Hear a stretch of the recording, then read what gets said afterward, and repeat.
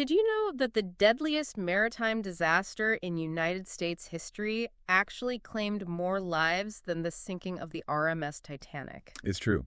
And it's a staggering tragedy that, despite its immense scale, has largely faded from public memory. Today on Seeking History, we're going to pull back the curtain on the harrowing story of the SS Sultana. Our story, well, it plunges you right into a really tumultuous time, April 1865. Yeah, the American Civil War had just concluded. The nation was reeling. Absolutely. You had the assassination of President Abraham Lincoln, the manhunt for John Wilkes Booth. Yeah. These huge events were dominating the headlines. Rightfully so, of course. But they inadvertently cast this long shadow, didn't they? They did, over a catastrophe that would become America's greatest maritime loss. It's a prime example of how major historical moments can just sort of obscure other critical events. And what we want to do for you today, it's more than just recounting a forgotten tragedy. We're going to expose a chilling case study. It's about how unchecked greed, systemic corruption, and just a shocking lack of accountability can tragically converge. Create unspeakable disaster. Exactly. You'll uncover how the Sultana's catastrophic end, though maybe not in your history books, fundamentally reshaped maritime safety in the United States. It really proves that even overlooked history can deeply influence our present. So let's talk about the vessel itself, the SS Sultana. Okay.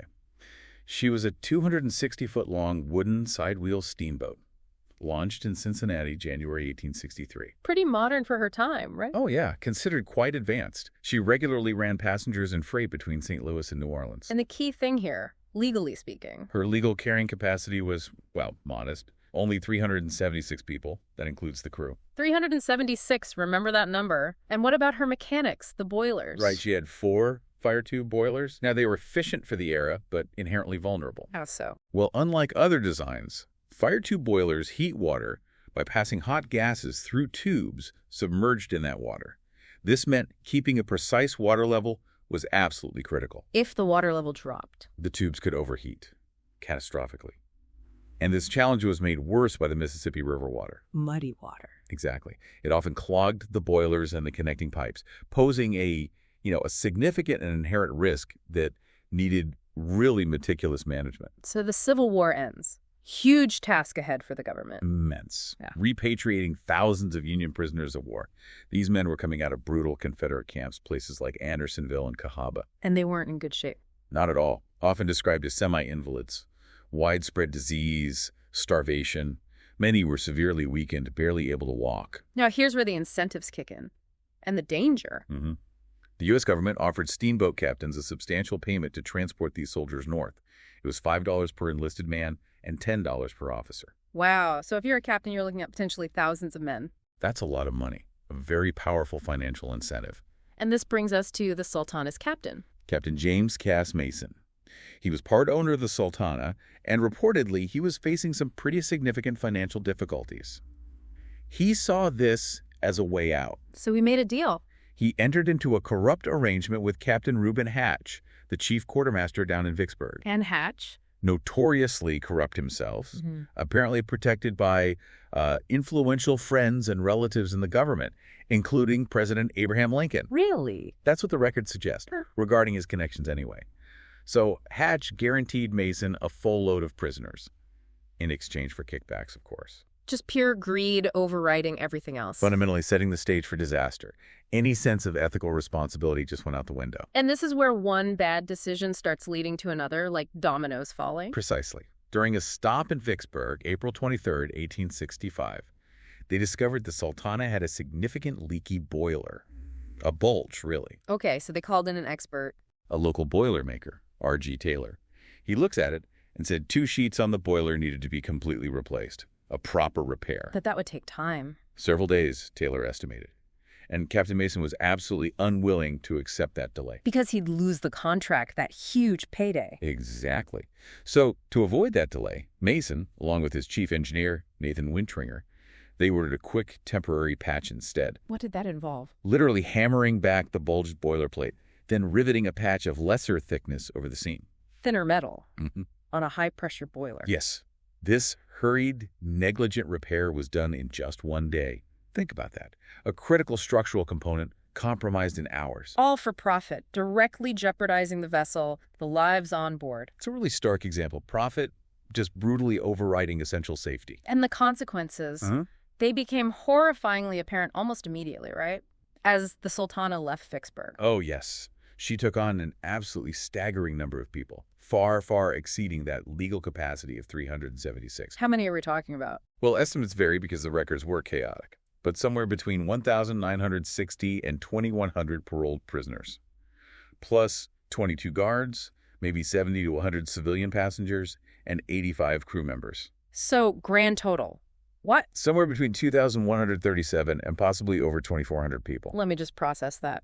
Over 2,100 people on a boat designed for 376. More than 6 times her authorized limit. Unbelievable. What did that physically do to the boat? The sheer weight caused the decks to audibly creak and visibly sag, so much so that they actually had to brace them with heavy wooden beams. And people saw this. These were obvious warning signs. Clear warnings. But the dangerously overloaded vessel was allowed to proceed anyway? It gets worse. It does. To further exacerbate the instability, when they stopped in Memphis, they unloaded 120 tons of sugar. Sugar? Why was that important? It had been acting as crucial ballast on the trip up from New Orleans. Taking it off made the already shallow boat dangerously top-heavy. So overloaded, top-heavy, with a faulty boiler patch heading into the Mississippi River. A river that was at flood stage.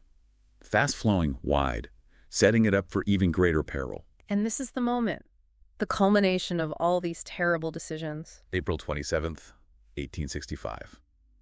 Early hours, around 2 a.m., about 7 miles north of Memphis. That patched boiler. It violently exploded. Just the one? No. Almost immediately followed by 2 more explosions, tearing through the vessel. The force must have been incredible. A plume of scalding steam erupted. It destroyed the pilot house instantly. The boat was helpless, just drifting. And the people on board?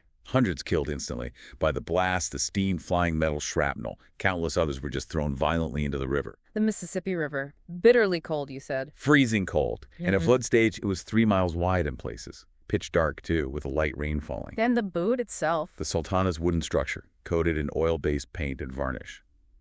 It became a raging inferno almost immediately. The forward decks collapsed right into the furnace boxes. Oh my God, the soldiers sleeping there. Hundreds of them. Already weakened from prison camps. They were either blown into the river or crushed by the collapsing structure. What could people even do? Panic. Survivors desperately tore off any piece of wood they could grab onto for flotation before leaping into that icy, fast-flowing water. It's just unimaginable horror. What about safety equipment? Lifeboats, life preservers. That's one of the most shocking parts. For over 2,000 souls on board, the Sultana carried only one small lifeboat. One. And a mere 76 life preservers. 76. For over 2,000 people, it's criminal. And that single lifeboat, once launched, it quickly sank, overwhelmed by desperate people trying to get in. So basically no effective safety equipment. None. It was a catastrophic cascading failure. The faulty boiler leads to the explosion, the wood construction fuels the fire, the extreme overcrowding means instant mass casualties, and makes the minimal safety gear totally useless. And throwing those weakened XPOWs into an icy, flooded river. It just dramatically amplified the death toll. Many simply didn't have the strength to survive the conditions. Do we have a firm number on how many died? The exact number is still debated. Because of the chaos, the lack of proper records, estimates range up to over 1,800. The official U.S. Customs count eventually settled on 1,547. Regardless of the precise figure, it is definitively the deadliest maritime disaster in U.S. history. More than the Titanic. Significantly more than the approximately 1,500 fatalities from the Titanic, which everyone knows about. And survivors. Those figures are also inconsistent, anywhere from maybe 263 up to 931. The weakened state of the men was just such a huge factor. Many were too debilitated to swim or even just withstand the cold water. Hypothermia set in fast. Amidst all this horror, though, were there acts of heroism, people helping each other? Absolutely. Incredible acts of heroism emerged. The southbound Steamboat, the bus donor number 2, arrived within about an hour. What did they do? Immediately started rescue efforts, throwing anything that could float into the water, pulling people out. The bus donor is credited with rescuing about 150 people. Others helped, too. Yes, other vessels quickly joined in. And what's really poignant is that local citizens, including Confederate soldiers. Wait, Confederate soldiers? Helping Union soldiers? Yes, men who had been enemies just weeks before. They participated in the rescue efforts, pulling Union soldiers from the frigid river. It's a powerful display of just raw humanity, isn't it? Putting aside conflict to save lives. That's incredible. Gives you a little hope amidst the darkness. Survivor accounts, they're just harrowing. One described it as, the whole heavens seemed to be lighted up by the conflagration. I can only imagine. There's another account of a lady who chose to stay on the burning boat. She knew she couldn't swim and was afraid she'd endanger others, pull them down with her if she jumped. So she chose to perish rather than risk harming someone else. Wow, that level of sacrifice, it really stands in stark contrast to the greed that caused all this. It really does. These individual acts of courage, they highlight the systemic failures even more sharply. So let's try to tie the causes together. Human error, technical flaws, greed. What was the main driver here? Or was it just everything combined? I think it really was a devastating convergence. On the human side, you absolutely have that perverse incentive, the payment per prisoner. Driving the corruption. Exactly. The corrupt deal between Captain Mason and Quartermaster Hatch. Then Mason's deliberate, reckless overloading 6 times capacity. And that incredibly negligent boiler repair, all driven by that contract. Profit at literally any cost. That's what it looks like. Then you add the technical flaws. The boilers again. Those specific tubular boilers. Difficult to clean, prone to sediment buildup from that muddy Mississippi water. Sediment acts like an insulator. Causing overheating. Right, which embrittled the boiler material itself. It was called charcoal hammered number 1. And it was actually discontinued later, after 1879, because people realized it wasn't suitable. Makes you wonder how much they knew or should have known back in 1865. And the overcrowding didn't just mean more people died, it actually made the boiler situation worse. It did, in a fascinating but devastating way. Yeah. As the heavily overloaded boat listed or tilted, navigating the river's currents. Water would slosh around inside the boilers? Exactly. Water would actually run out of the highest boilers temporarily, leaving sections dry and creating superheated hot spots. Oh, I see. And then? When the boat shifted back, water would rush back into those empty, superheated sections. It would flash instantly to steam. Causing massive pressure surges, like mini explosions inside. Precisely. This careening effect, caused directly by the overcrowding and instability, was a direct contributor to the final catastrophic explosions. Human negligence and technical flaws working together. So after this horrific event, surely there were investigations, accountability. There were official inquiries, yes, but they primarily blamed insufficient water in the boiler or general mismanagement. So they downplayed the real issues, the overcrowding, the corruption. Crucially, yes. They often downplayed or completely omitted any mention of the severe overcrowding or the Hatch-Mason deal. Why would they do that? Well, it really looks like an institutional effort to deflect blame, especially away from systemic corruption and potentially protecting Captain Hatch, given his influential connections. So, no real accountability. Despite overwhelming evidence of negligence and corruption, no one was ever truly held accountable. Captain Mason died in the explosion, so he escaped judgment. What about Hatch? Or the officers involved in loading? Captain Frederick Speed, the Union officer responsible for overseeing the prisoner loading, was actually found guilty in a court-martial. But his verdict was controversially overturned later. And Captain Hatch, the corrupt quartermaster, he completely escaped justice, never prosecuted. That's infuriating. Such immense loss of life and no consequences for those largely responsible. It's a very sobering reminder of how influence and perhaps a desire to avoid wider scandal can prevent accountability. It really is. But you mentioned earlier that even forgotten history shapes us. Did anything good come out of this tragedy? Did it change things? It did. Despite the initial obscurity, the lack of justice, the sheer scale of the loss of life on the Sultana eventually served as a potent catalyst. It led to significant advancements in U.S. maritime safety regulations and engineering standards. So its legacy isn't really in public memory, but more in institutional change. Exactly. It's a powerful example of how a tragedy, even one that gets lost in the history books, can drive fundamental progress. What kind of changes are we talking about? One of the most significant was the Act of February 28, 1871. This was landmark legislation. It established the Steamboat Inspection Service, Giving inspectors more power. much broader authority over steam-powered vessels. It mandated licenses for masters and chief mates, and crucially, gave the service the power to revoke those licenses for safety violations. That sounds like a direct response. It was, and that whole regulatory framework eventually got centralized within the U.S. Coast Guard by 1946. So you can draw a direct line from disasters like the Sultana to the Coast Guard safety mission today. Were there engineering changes, too? Besides just stopping use of that specific boiler material? Yes, those tubular boilers, like the Sultana had, the ones so prone to issues with muddy river water, they were eventually removed from use on Mississippi River steamboats. Designs changed. So real tangible shifts in how boats were built and regulated. Definitely. And the tragedy even spurred innovation in the private sector. How so? The Hartford Steam Boiler Inspection and Insurance Company, it was founded in 1866 explicitly in the wake of the Sultana disaster. An insurance company. But they did more than just offer insurance. They started actively supervising boiler construction. They even developed uniform steam boiler specifications for states to adopt. It was a direct response to how common boiler explosions were in the 1850s. But Sultana's scale really forced the issue.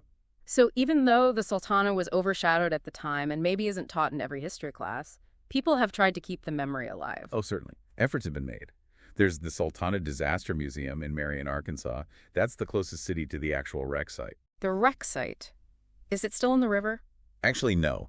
The Mississippi River has shifted its course so much over the years. The wreck is now under about 15 feet of Arkansas soil, far from the modern river channel.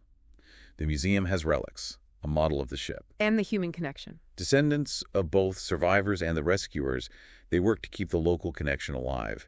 Ensure the story isn't completely lost.